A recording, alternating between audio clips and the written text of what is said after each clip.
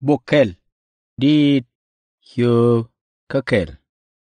ta loy mitwo ta loy akaneti chagu ne rwai ni jinyone ka hiwa ka duob jidwer ka hilani tin lerke anaitin la yonkana ka ken nakane ngot kwanyal ka gworga ke nike war kana changdar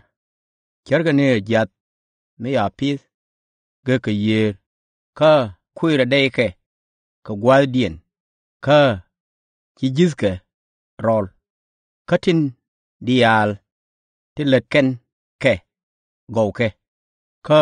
jinyoni higa chieng ino chetken ni ka yil milok giome ka kuyemo hi jinyoni lukol bilwang ka kol ka